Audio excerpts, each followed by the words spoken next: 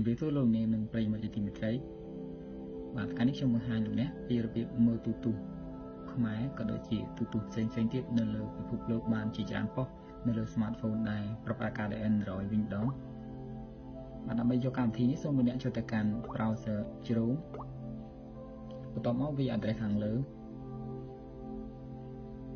បាទគឺ store.mdcgate.com បាទចុច go បន្ទាប់មកលោកអ្នកចុច install នៅពាក្យថា live stream player បន្ទាប់មកលោកអ្នកចុចឲ្យចំពាក្យថា download apk file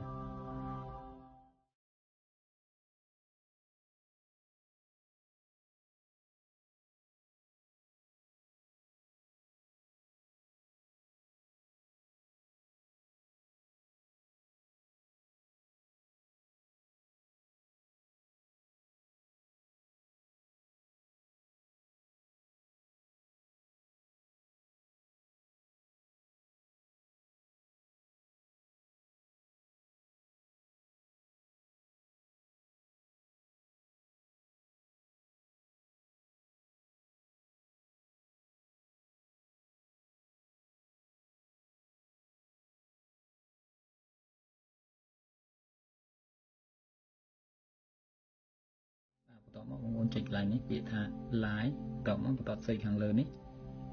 ចុចខាង search ខាងលើនេះវាប៉ុស្តិ៍ណាមួយបាទមិនមែនប៉ុស្តិ៍ទេគឺវាប្រទេសណាមួយឧទាហរណ៍ថាយើងចង់មើលប៉ុស្តិ៍ខ្មែរអញ្ចឹងយើងវាយកន្លែងនេះខ្មែរចុច search